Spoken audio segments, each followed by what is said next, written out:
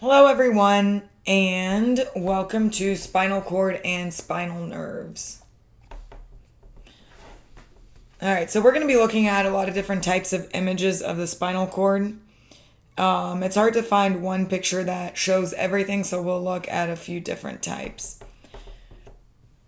So here in this image, we have a cervical vertebrae. And this is a transverse cut of it or cross section, whichever you prefer. It's the same thing.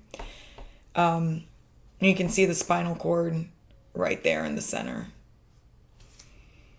The trick to IDing this as cervical vertebrae, it's got an oval shaped body. So the bottom right there, the vertebral body is pretty oval shaped. It's got a bifid spinous process up here at the top. And a triangular foramen in the center. Okay. Basically, the spinal cord is always going to look like this little butterfly shape in the center of a vertebrae, or I guess in the center of an oval is how you know that you're looking at the spinal cord. Look for the little butterfly shaped guy, and you know that's the spinal cord. Sensory information through the spinal cord, it goes into the back and then up to the brain and down the front to get out to the rest of the body. So in through the back, out through the front is all that you'll need to know for the rest of the semester, and we're going to be talking about it a lot. There are some layers around the spinal cord. So remember the ALL, the PLL, and the ligamentum flavum. So between all of those, we have some fats. That's right there. I know you guys have heard of the meninges, right? Meningitis. I know everybody's heard of. We get vaccinated against meningitis, right? Meningitis is infection or inflammation at this level. So, meninges, that's this level right here. And then, like I said, meningitis is going to be inflammation of that. So, we're going to talk about the three meninges that we do have. We have the dura mater, okay, not mater, okay, dura mater, that's right here. We have arachnoid mater, and we have the pia mater, okay? So we also have some spaces between these. Fat in the epidural spaces right there. We have, remember epidural? I think most of you guys have heard of an epidural injection during labor. So remember, epi is outside, dural, dura mater. So epidural, dura mater. So outside the dura. That's what the epidural space is. Anyways, let's get back into it. So between the dura and the arachnoid, there's another space, and that one's called the subarachnoid space. I'm sorry, subdural space. It's not shown here. It's not shown in this picture. The subarachnoid space is actually between the arachnoid mater and the pia mater, but the subdural space isn't shown here. It's really small. It's going to be this tiny little dark blue line right there. So dura mater, subdural space, arachnoid mater, subarachnoid space, and then pia mater. So sub, it means below, just like subcutaneous is right under the skin. That's how you know the location of where these are going to be. So subdural is underneath the dura mater, and then subarachnoid is going to be right underneath the arachnoid mater. But anyway, you guys have heard of a subdural hematoma. That's basically a brain bleed into the subdural space. So that would be, like I said, this dark blue line right there that separates the dura and the arachnoid mater. The subarachnoid space, so we've got the arachnoid mater, then subarachnoid space, and then the pia mater. The subarachnoid space is going to be pretty spider webby, and that's the space that bathes the spinal cord in CSF, cerebrospinal fluid. And then we have the pia mater, and that the pia mater is going to be right on the surface of the spinal cord. These red lines that I've drawn in show different spots of pressure, for example, and what can happen when we're pushing against the spinal cord or spinal nerves there. So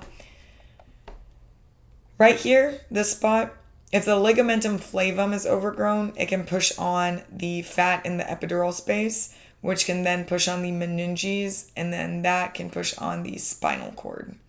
Doesn't sound very fun, right? If there's some kind of disc herniation, so remember the discs are between the vertebrae. If there's a disc herniation, or if the PLL gets overgrown, they can both push out and into the spinal cord this way. Again, wouldn't feel very great. And then joint arthritis can also happen, and it can push against the spinal nerve, which would not feel that great. And then again over here, disc herniations, this goes off of this area. If a disc herniates to the side, that can also push against the spinal nerve. None of that sounds very pleasant. So, be able to label this central nervous system, spinal cord. Spinal cord's right there. Meninges, the layers between the meninges, so dura mater, subdural space, arachnoid mater, subarachnoid space, and then pia mater. And then we also have this fat in the epidural space, so epi above the dura. So epidural, dura, subdural, arachnoid, subarachnoid, pia mater. And we're going to talk a lot about spinal nerve, the ganglion, etc., etc. But let's move on from this slide. All right.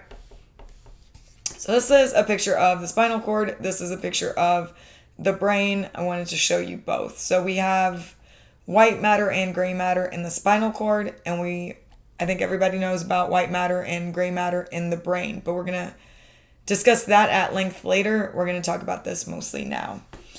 So the left picture again is a spinal cord, and we do have white matter and gray matter here that you would typically think of as brain matter.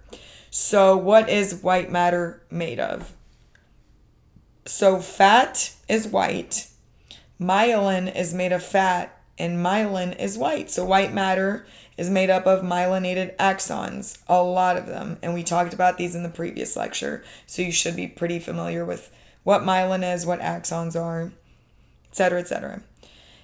Different areas of the spinal cord do different things, and they come from specific places. So for example, this gray section of lateral corticospinal tract, which we'll talk about. So don't forget that. There's more information about this to come. You see CTLS, well, C stands for cervical, T stands for thoracic, L stands for lumbar, S stands for sacral. And that's pretty much the organizational pathway. And we'll look at how this stuff gets organized in the bundles and everything in this lecture as well. So just know that different spots of the spinal cord do different things and are organized appropriately. Let's see. Same in the spinothalamic tract, CTLS, cervical, thoracic, lumbar, sacral. And then different spots throughout the spinal cord are designated to different certain areas to send information towards. So whether we're going up the back to the brain or down the front. So remember, in through the back to the brain, out through the front to the body. So dorsal back, ventral front. Okay. Now, again, let's look at the difference between a spinal cord and the brain. So on the brain, you see gray matter on the outside and white matter on the inside. Spinal cord is actually flipped. So in the spinal cord, the gray matter is on the inside and the white is on the outside. So in the brain, white matter is on the inside, gray matter is on the outside. Spinal cord, gray matter is on the inside, white matter is on the outside. So be able to differentiate that. All right, so, sorry. Meninges, so we have epidural space with fat right there. Dura mater, subdural space, arachnoid meninges, subarachnoid space, and then pia mater. So know this like the back of your hand. Be able to label that if asked. So epi, dura, subdural, arachnoid, subarachnoid, and pia mater. And we'll talk about dorsal root ganglion in a second.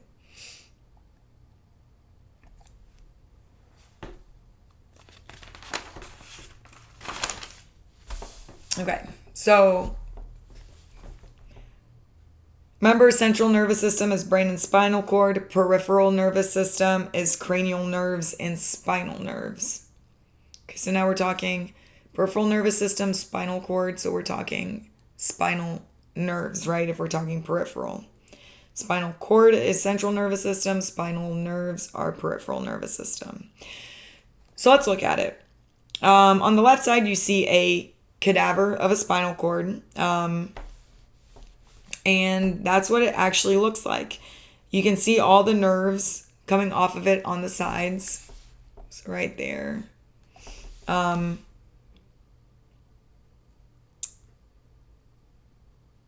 here we've cut through the dura mater so that we can see the nerves underneath it. So the spinal cord, if you look, actually tapers down, and it tapers down into this little point.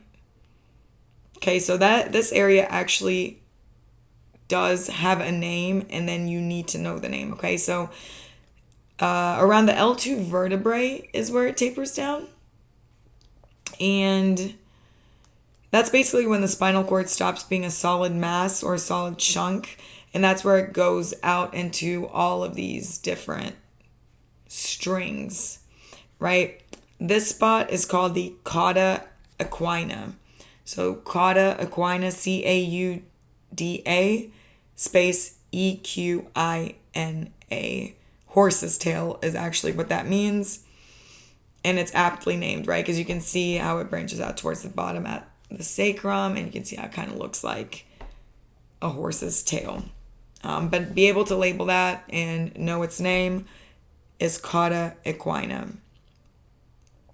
So basically nerves branch off as they need to get to whatever structure they need to get to, right? So they branch off where they're aiming to go. Cervical nerves are going to come off of the cervical cord.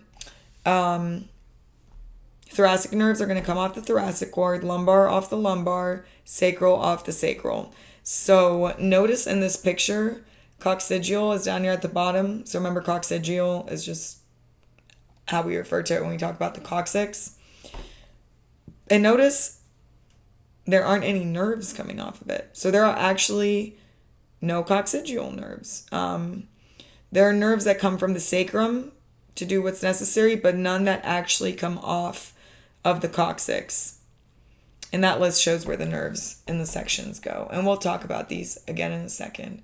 Because remember, C1 through C7, we actually have a C8 when it comes to nerves. Not necessarily when it comes to vertebrae, right? 1, 2, 3, 4, 5, 6, 7.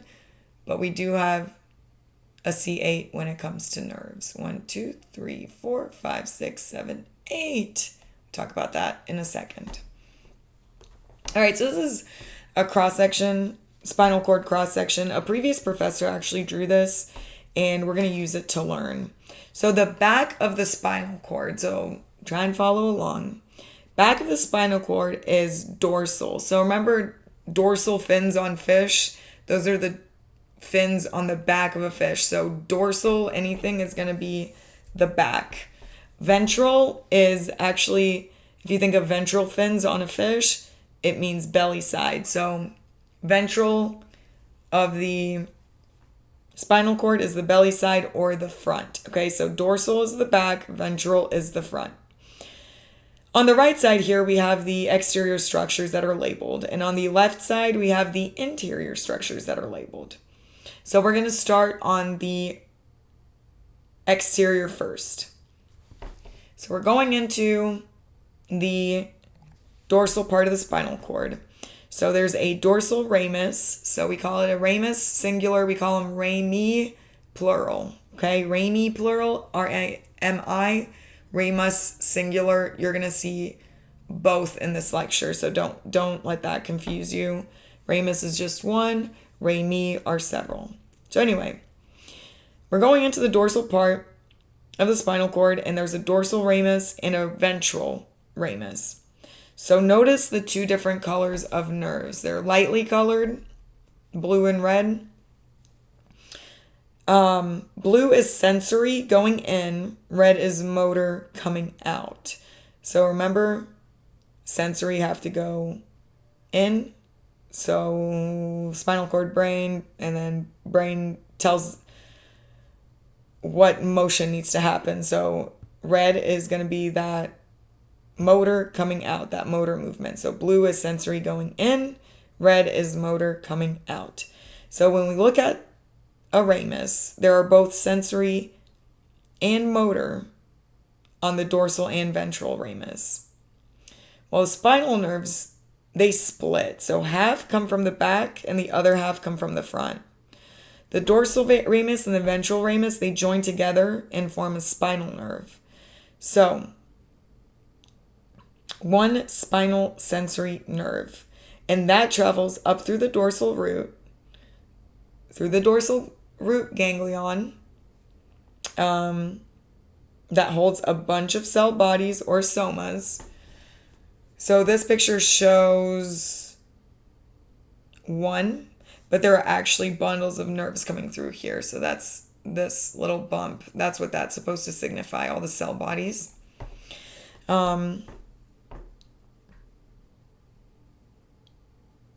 And those cell bodies are bringing info in at this level. Okay, so in the ganglion, there are a lot of cell bodies for the sensory neurons that are bringing the info in. And then that information goes to the dorsal horn. So that's the dorsal horn right here. Up to the brain. Bloop, going up to the brain. We'll discuss that tract and the pathway it takes later. So once we're up here in the brain, we need to come back down through the spinal cord in the ventral horn. Okay, so that's ventral horns right here. Or lateral horn, depending on what part of the body it is. We're going to talk about some lateral tracts as well. And then the signal is going to go wherever it needs to go in the body. So front of the body or back of the body. So that's the out through the ventral root, spinal nerve, ventral dorsal ramus to go where it needs to go in the body, whether the front or the back. Left side next. So looking at the nerves. Blue sensory comes, you can see the blue sensory and then the red motor. Okay, anyway. Blue sensory comes in front and back, makes up the spinal nerve, and this is sensory only. So in the roots, it is sensory only, okay? Dorsal root, sensory only to the dorsal horn. And then up to the brain, and then back down from the brain to the ventral horn.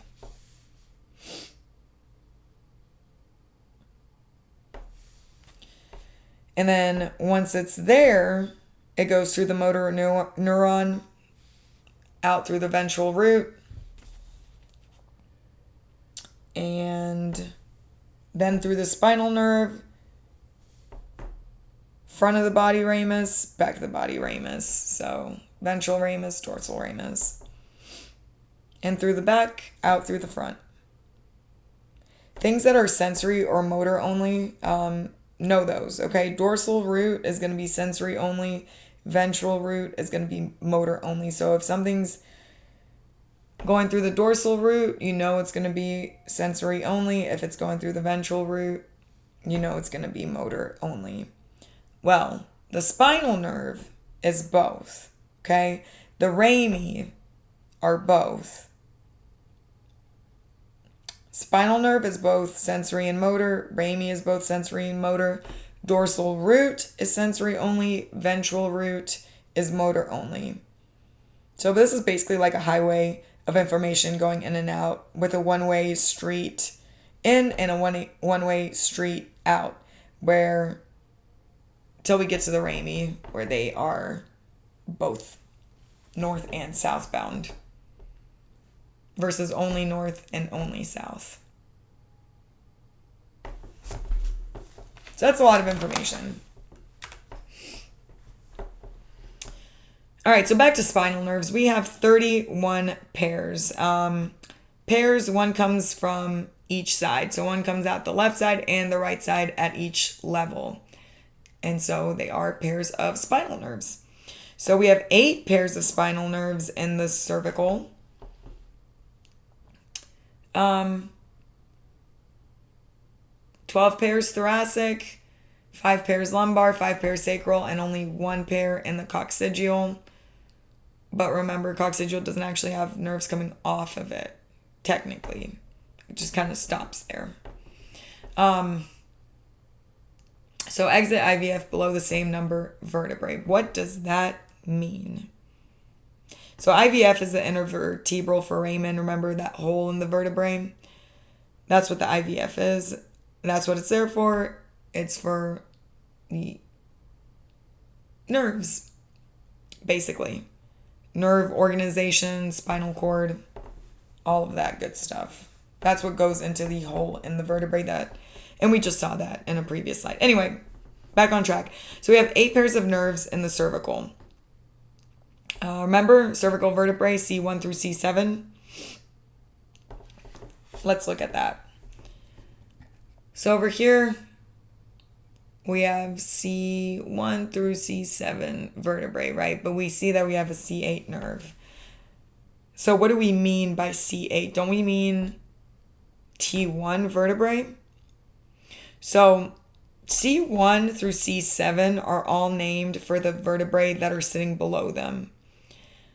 C8 is all the way down and is actually named for the vertebrae above it. So C8 nerves are going to exit below the C7 vertebrae. C7 nerves exit above the C7 vertebrae. So that one is the only one that's super special. The rest of them are going to be normal. So what this means is C1 through 7 exit the intervertebral foramen above that same number of vertebrae. So it'll be C1 nerve and then C1 vertebrae, C2 nerve and then C2 vertebrae until we get down to C7. So it'll be C7 nerve, C7 vertebrae, and then C8 nerve. So C8 is going to sit right below C7. It's going to be named oddly, but it is what it is for the cervical vertebrae. Now the rest of them, so where that switches, so C8 is right underneath C7, and now we follow that same pattern, okay? So T1 is going to sit right below the T1 vertebrae. T2 nerves sits right, or I guess not sits, but exits, right? Because it's exiting and going somewhere, bringing information in and out. Anyway, T3 nerves are going to exit right below the T3 vertebrae. So C1 through 7 exit right above that same number of vertebrae. C8 nerve sits below C7, and then the rest of them are going to exit below that same number of vertebrae. So C1 nerve, C1 vertebrae, till we get down to C7, and then it's going to be C7 nerve, C7 vertebrae, C8 nerve, and then T1 vertebrae, T1 nerve, T2 vertebrae, T2 nerve. So the pattern kind of changes up there, if that makes sense. Okay. Let's see. So we have 12 pairs of nerves in the thoracic, 5 pairs in the lumbar, 5 in the sacral, and 1 coccygeal. The one in the coccygeal stays put. It doesn't go anywhere. Cauda equina again. That is the horse's tail. So right here or right here. And that is where it tapers to a point. We're going to discuss the plexus. So there are places in the spinal cord that are wider. Those we call enlargements. So you're going to see cervical enlargement right there. You're going to see a lumbar or lumbosacral enlargement right there. And those are just wider spots. There's a bunch of information that's coming in there. Nerves are coming in through the back and out through the front, and that's what makes that area wider, basically.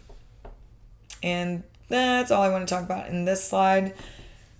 All right, so a plexus. A plexus is a network of nerves to the muscles.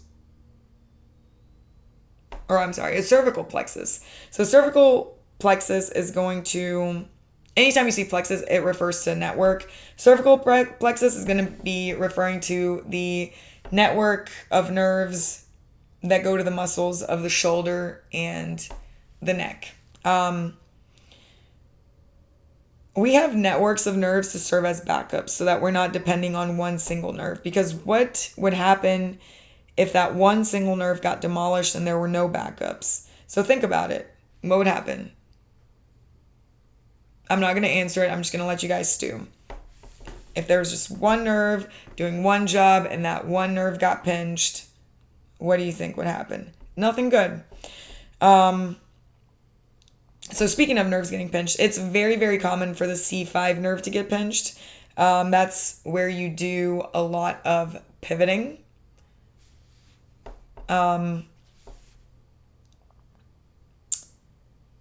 And it's a common spot for arthritis to set in. So if the C5 gets pinched and that was the only nerve going down to the arm, there'd be a problem, right? But luckily it's not the only one, and C4 can come in to help out.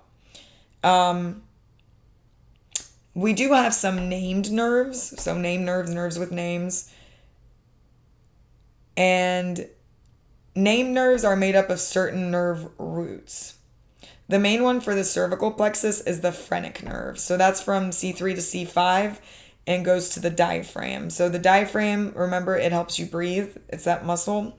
If the phrenic nerve gets injured, it can actually mess up your breathing. But if you notice how all of this is branching.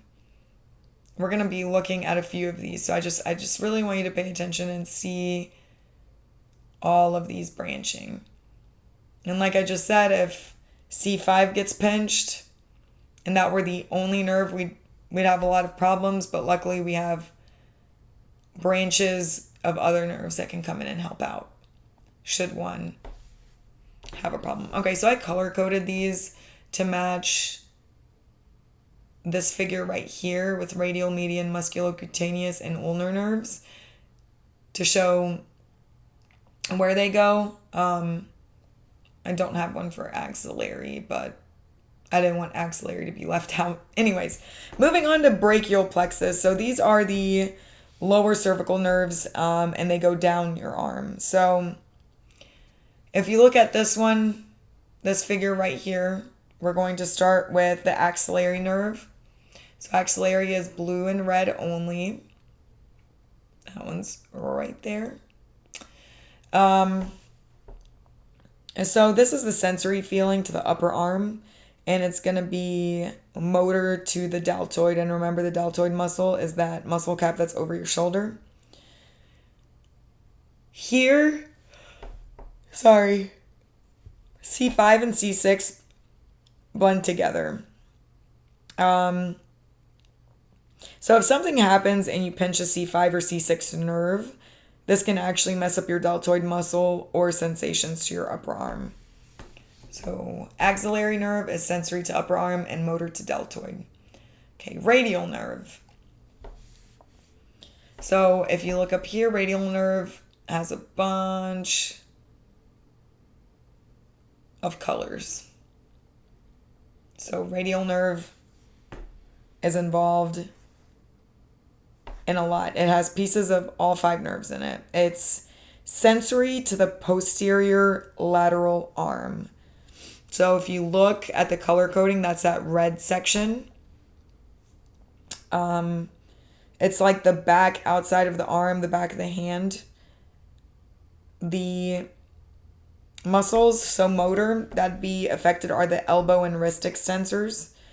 So they straighten out the elbow, they straighten out the wrist.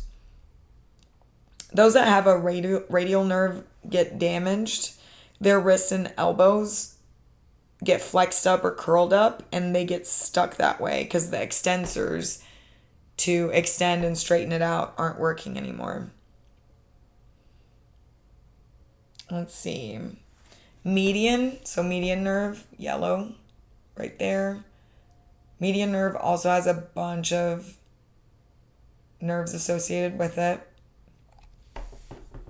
It is sensory to the thumb and the next 2 fingers and the inside of the ring finger. So those tingle when the nerves are messed up. Everybody's heard of carpal tunnel syndrome? So median nerve is responsible for carpal tunnel. And you can see which fingers get affected and thumb. So sensory to thumb and lateral 2.5 fingers, and then motor to the wrist and finger flexors. So if you think that you have carpal tunnel and you can feel it in your pinky too, there is a big chance that it is not carpal tunnel if the pinky is affected, because as you can see, the median nerve doesn't go through the carpal tunnel and pinky is not median. So if you think you have carpal tunnel, but you feel it in your pinky, it's probably not carpal tunnel. Moving on, musculocutaneous nerve, so purple in that image. That one is going to be, if you look up at that diagram, red, blue, green. It's sensory to the lateral forearm on the thumb side, and it's motor to the elbow flexors, so it doesn't go all the way to the hand, and that's all I'll spend there. And then we have the ulnar nerve. So ulnar blue, you can see where that goes. It's sensory to medial palm hand and medial to 1.5 fingers. This is around the C8 and T1, so it's not really a danger zone. The ulnar nerve goes outside of the bone. It can cause the pinky to go to sleep when you're typing. And yeah, that's all I want you to know there. C8 and T1, that is a pretty well protected area. Got a lot of stuff there to protect the ulnar nerve. Musculocutaneous, that one, C5.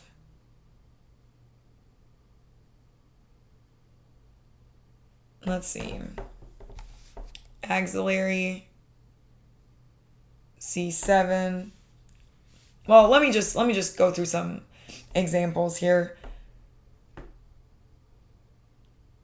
C4 through C7 are pretty much going to be affected a lot with arthritis. C8 and T1 are pretty fairly affected. And I know we didn't talk about C1 or C3 here because this is from the ventral rami of C5 to T1. But C1 to C3 are going to be affected a lot in car wrecks when your head gets jerked around a lot, right?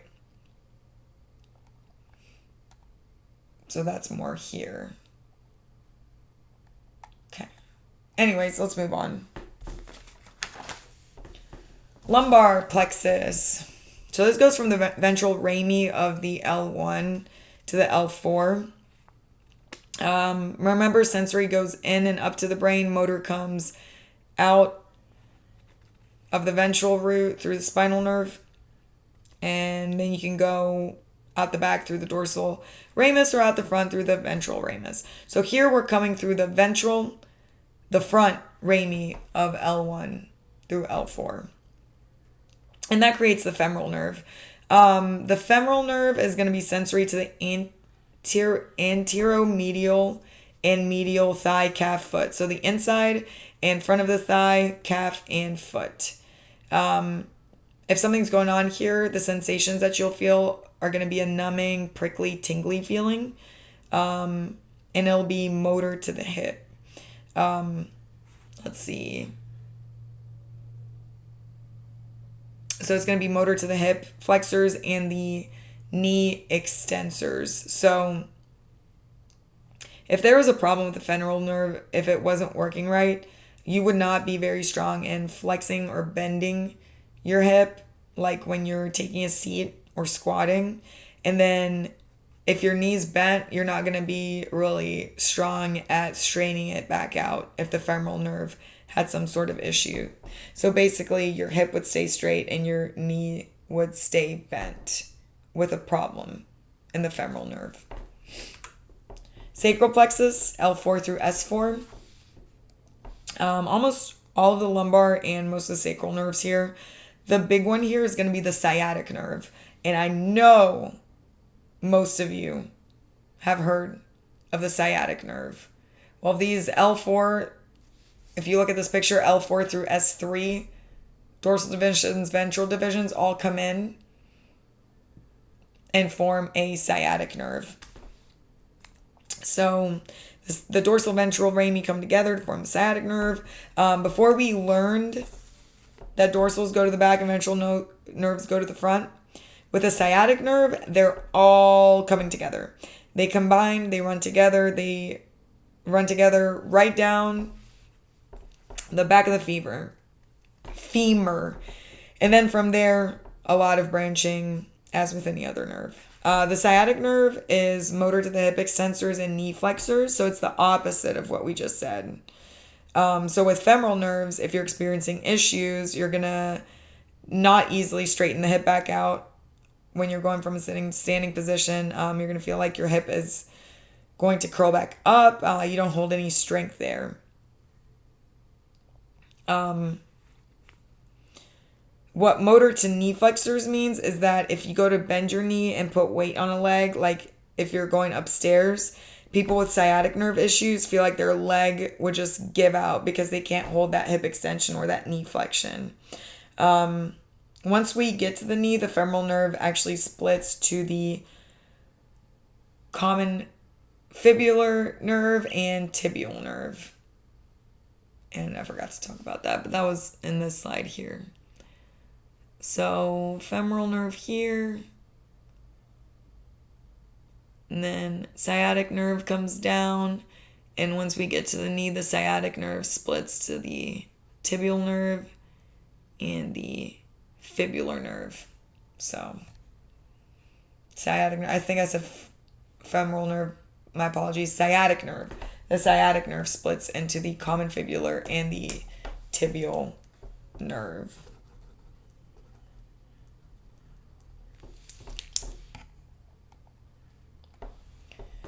All right, axon bundles, neuroanatomy. So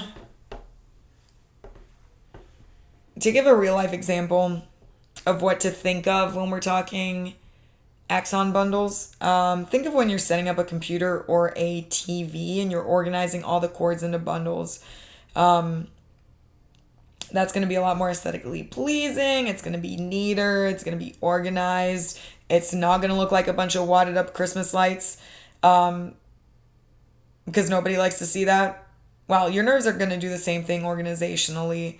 The axons are going to be bundled up together in organized wire type patterns. The axons that are all going to the same place and destination, those are going to be the ones that are bundled together. If we look at in the peripheral nervous system here, if we look at this bundle, this cluster of nerves in all of these bundles, we call that a nerve in the peripheral nervous system, right? If we are looking at the central nervous system, so brain spinal cord, when we see where all of these bundled fiber or bundled nerves are going and they're all going together, we call them tracts. So we have a corticospinal tract, we have that's the only tract that's showing here. So corticospinal tract. That's what we call this organized axon bundle. Here in the peripheral nervous system, we just call them nerves.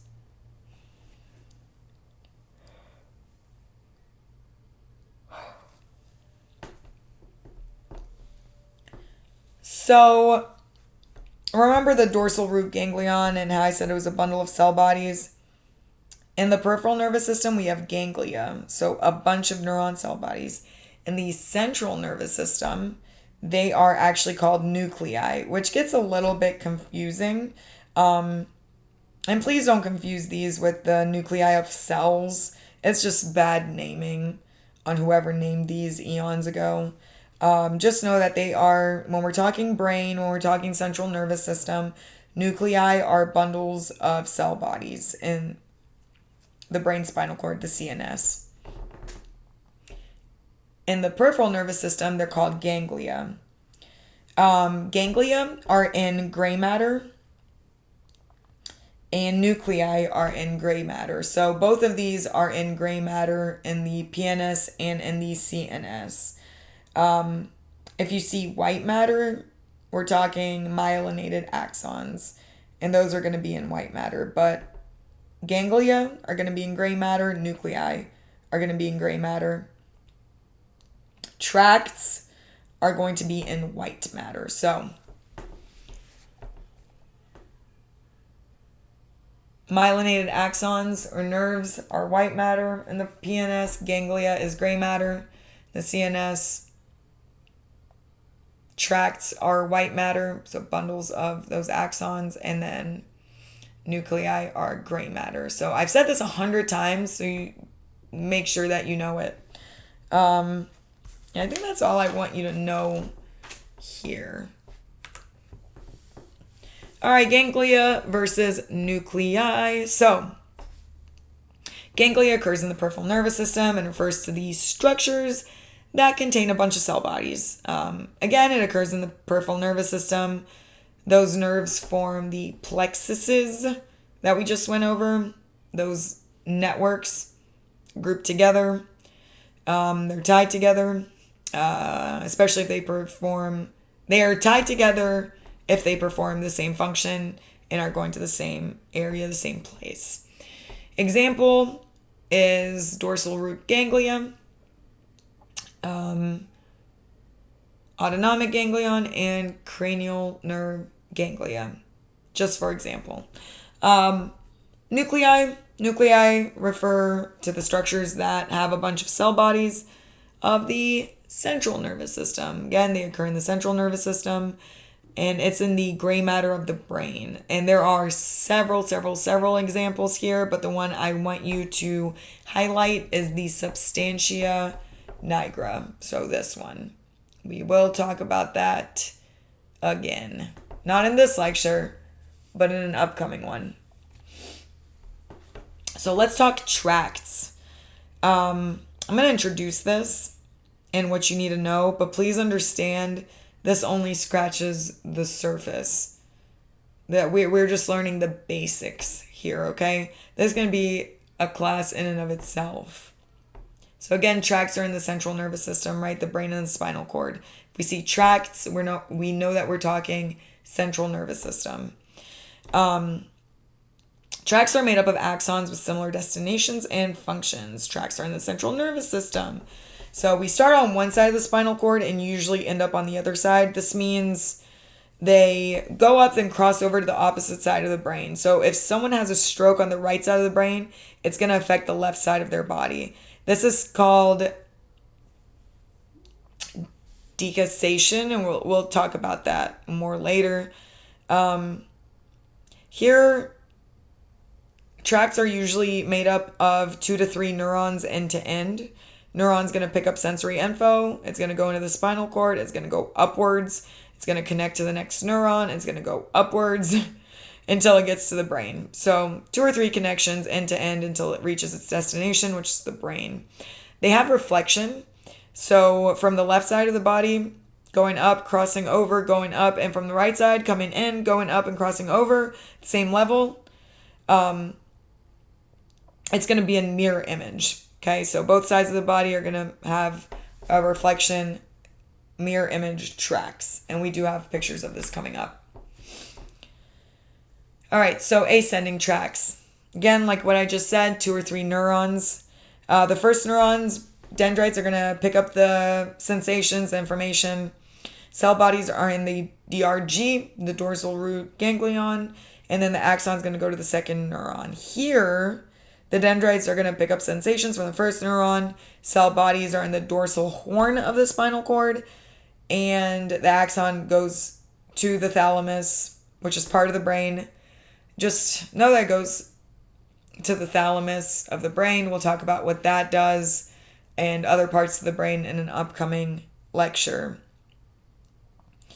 The third neuron, so we're in the thalamus. Then the third neuron, dendrites pick up the sensations from the second neuron. Cell bodies are in the thalamus. And then the axon will then go to the sensory cortex or the postcentral gyrus of the cerebrum. Another part of the brain, the very specific part that we'll talk about in an upcoming lecture. Basically, first neuron picks up info, goes to the spinal cord picks up the info, goes to the brain picks up and heads to the sensory cortex of the cerebrum. So next is going to be an example of this. So this is ascending tract named DCML. That stands for dorsal column medial lemniscus, but all you need to know is DCML. Okay, so DCML, it's a major sensory pathway.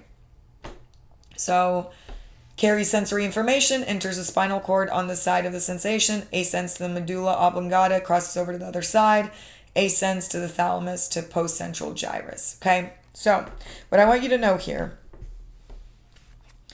is know that this is for 2-point touch, proprioception, and light touch. So sensory into the spinal cord, crossing at the medulla oblongata, and then it continues to go up to the postcentral gyrus.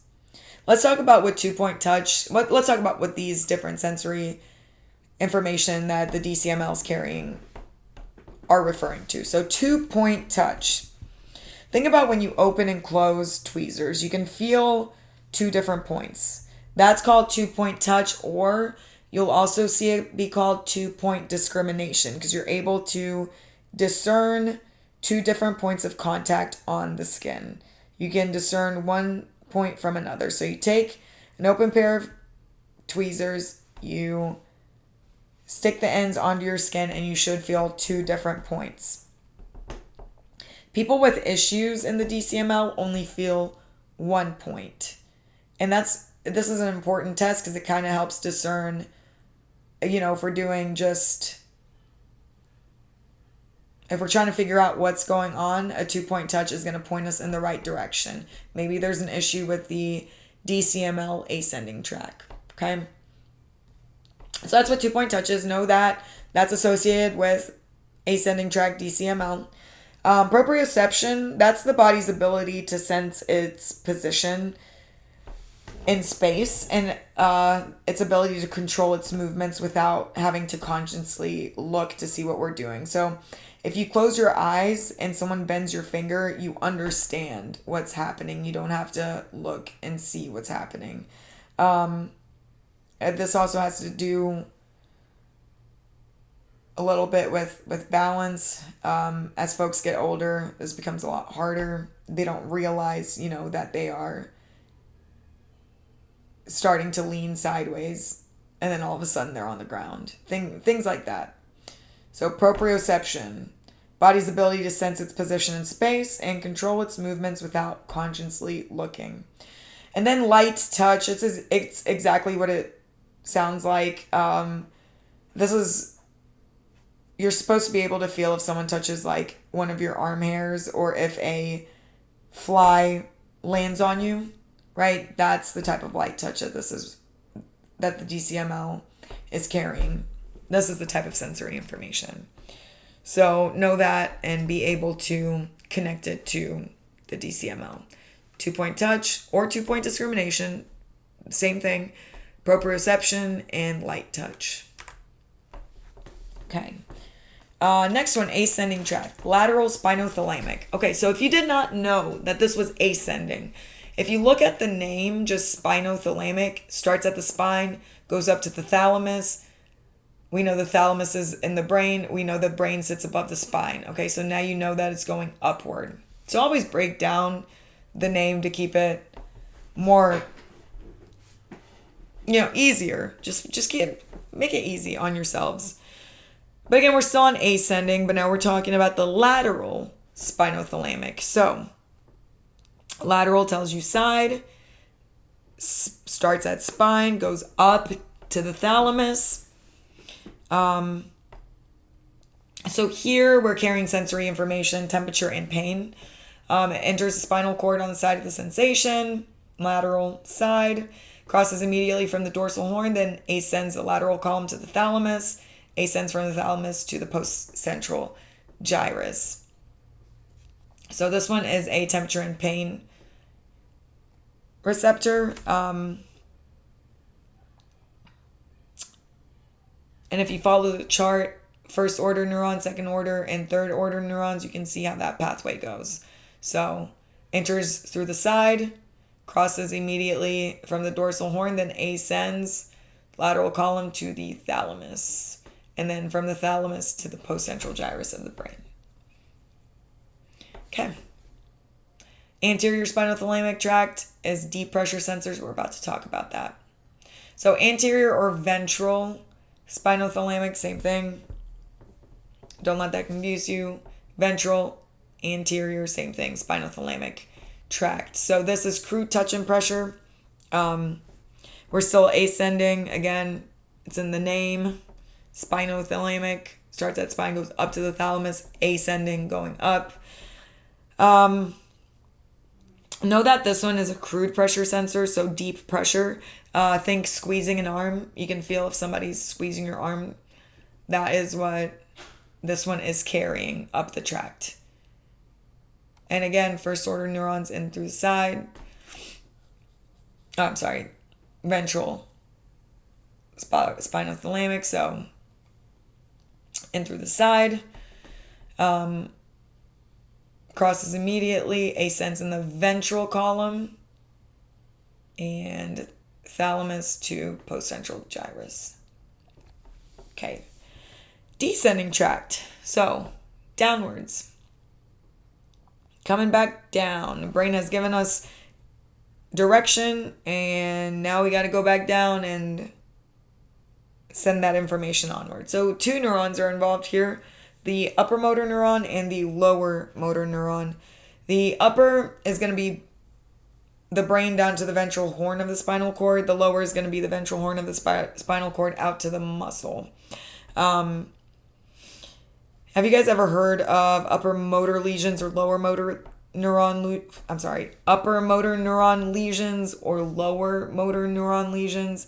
That's going to tell you kind of where something's happening.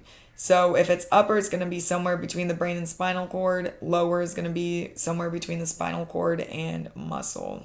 So it's a good indicator for location, for where some problem is happening.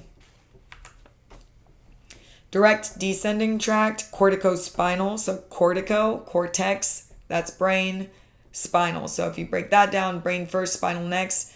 Brain sits on top of the spine, so we're going from the brain to the spine, right? So we're tracking downward. If you see corticospinal, just know that's heading downward from the cortex to the spine.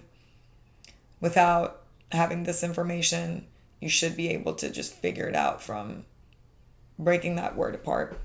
So direct descending tracts, corticospinal tracts.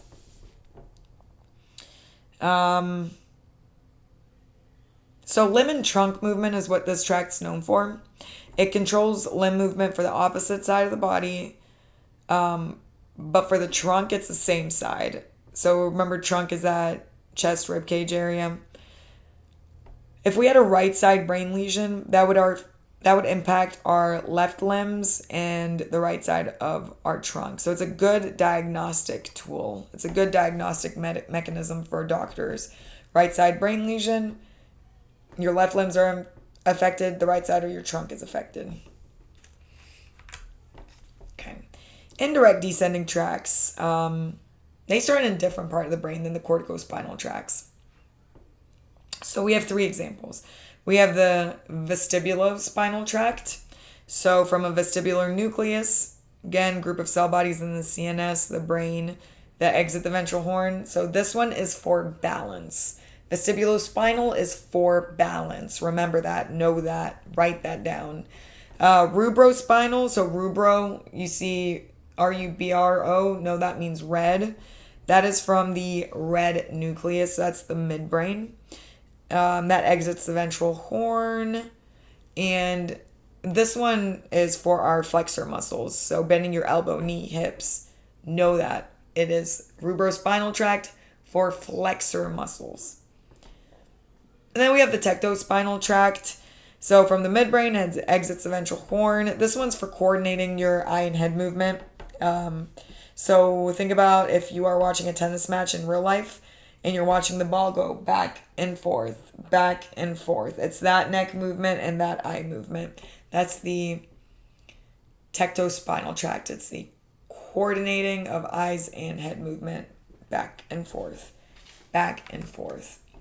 And then to end this lecture, here are some disorders of the spinal cord and spinal nerves. I'll let you guys read through these. We have Guillain-Barré syndrome. It's a demyelinating nerve disorder, often triggered by a viral infection. Neuralgia, so general term for nerve pain. Paresthesia, so that's going to be strange sensations, prickling, burning, numbness. Peripheral neuropathy, so that's actually loss of sensory motor function, usually due to nerve injury, also called nerve palsy. Rabies, so this is usually from animal bites. Everybody's heard of rabies. Hydrophobia is being scared of water, right? If rabies isn't treated quick enough, it almost always leads to death. So if you get bitten by an animal, definitely go get tested immediately so you can stave that off. You don't want to be in that sort of situation. And then spinal meningitis, which we talked about a little bit, inflammation of the meninges in your spine due to viral, bacterial, or other infections. And that's all for now.